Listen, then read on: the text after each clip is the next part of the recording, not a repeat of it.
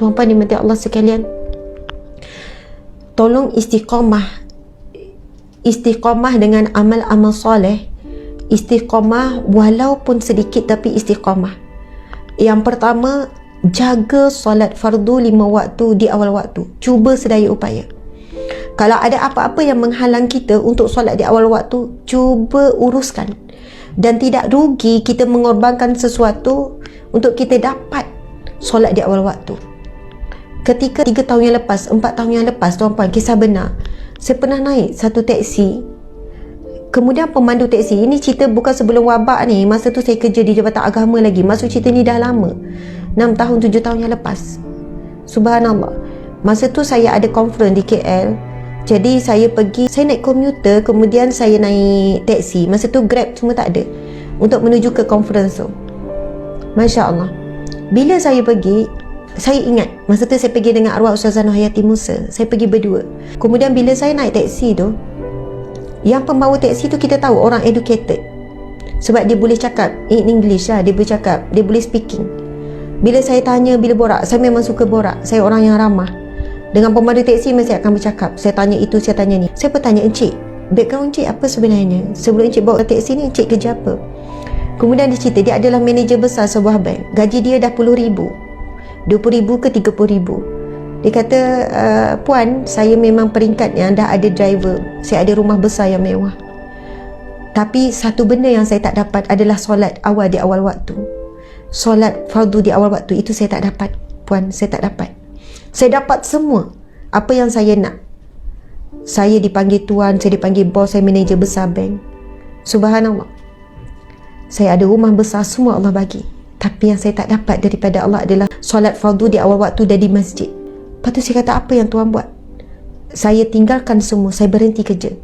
Saya berhenti dan saya bawa teksi.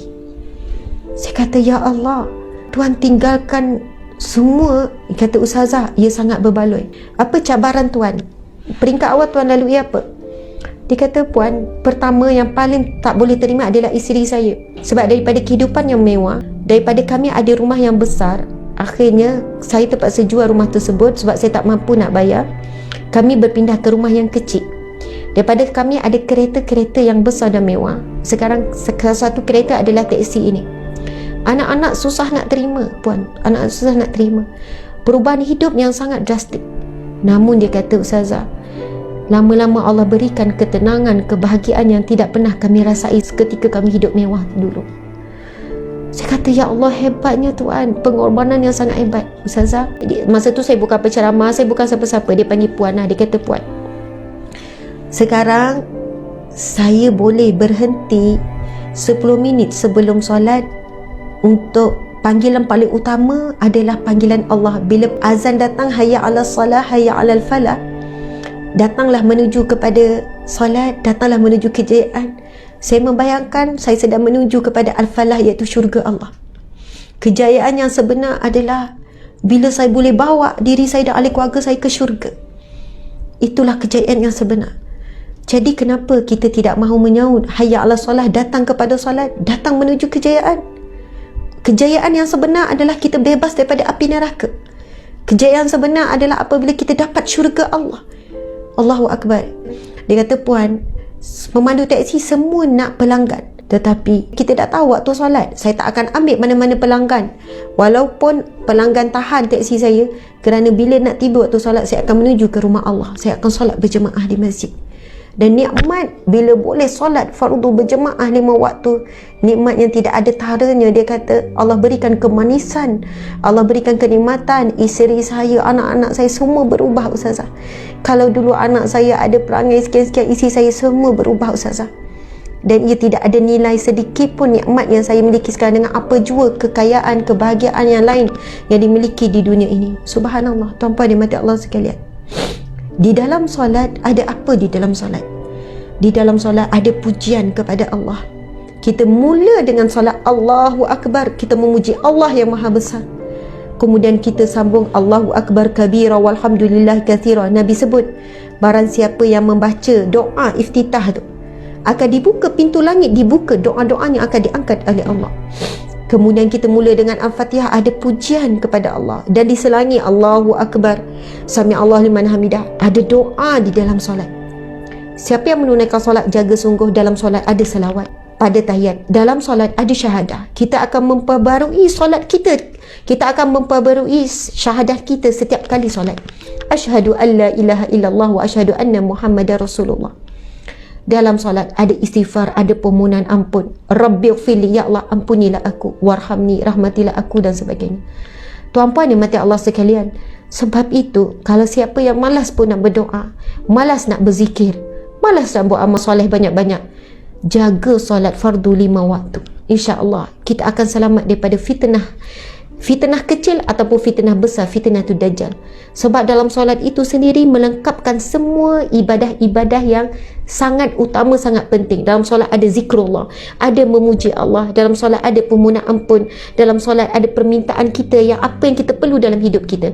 Rabbighfirli, ya Allah ampunilah aku, warhamni, rahmatilah aku. Tanpa rahmat Allah kita tak boleh masuk syurga. Warhamni wajibunni, ya Allah tutuplah aibku. Warfa'ni, tinggikanlah darjatku di sisimu. Warfa'ni warzuqni, berikanlah rizki kepadaku, rizki yang halal. Warzuqni wahdini, berikanlah hidayah kepadaku. Wa'afini wa'fu anni, ya Allah berikanlah afiat, kesihatan kepadaku.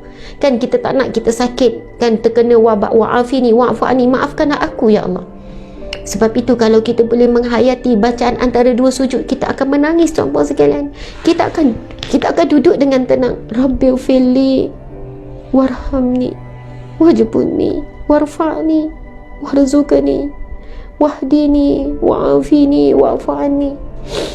Ada 8 permintaan kita ketika duduk antara dua sujud tuan-puan sekalian. Kita minta apa dengan Allah ketika duduk antara dua sujud? Kita minta kita diampunkan Allah. Rabbighfirli warhamni, ya Allah rahmatilah aku ya Allah. Tolong rahmati hidupku ya Allah. Tolong rahmati keluargaku ya Allah. Tolonglah beri rahmatmu kepadaku. Apa maksud rahmat?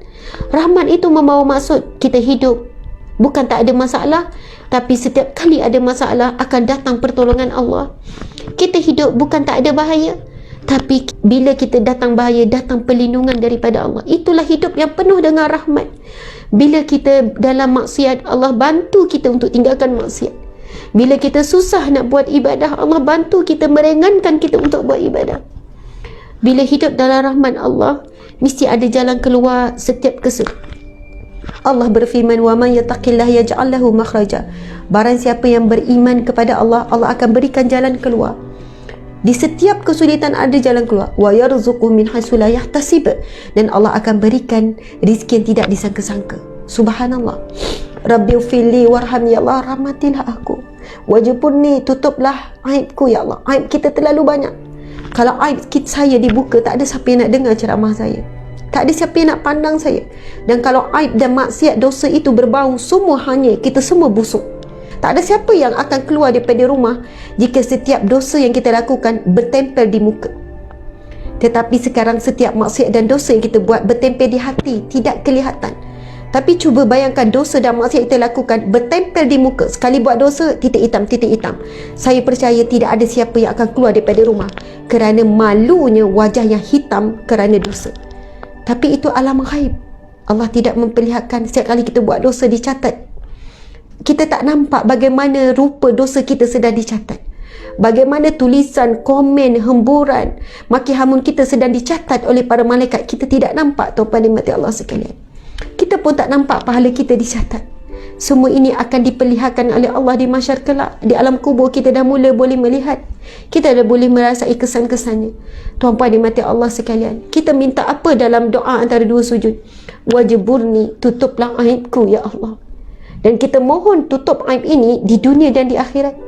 Allahu Akbar. Hadis Nabi SAW, man satara musliman, barang siapa yang menutup aib saudara muslimnya yang lain, satarallahu fid dunya wal akhirah, Allah akan menutup aibnya di dunia dan di akhirat. Dalam satu mafhum, hadis Nabi menggambarkan di mahsyar kelak, ada di kalangan hamba-hamba Allah, ketika saat dia dihisab, subhanallah, diturunkan suturah ibarat seperti penghadang.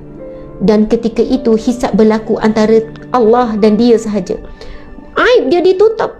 Ketika dihisab, manusia lain tak boleh nampak. ketika buku amalan baiknya dibuka, ketika buku amalan kejahatannya dibuka, maksiat yang dilakukan secara sembunyi, keburukan dia yang dia sembunyikan selama ini, tapi Allah Maha mengetahui, subhanallah, dibuka. Tapi kerana dia ada satu sikap di dunia, dia tidak membuka aib yang tersembunyi. Kalau aib secara terangan, bukan sembunyi lagi, ini aib yang tersembunyi, yang mana dia sendiri tidak mahu dibuka tapi terbongkar tanpa sengaja dan sebagainya. Na'udzubillah.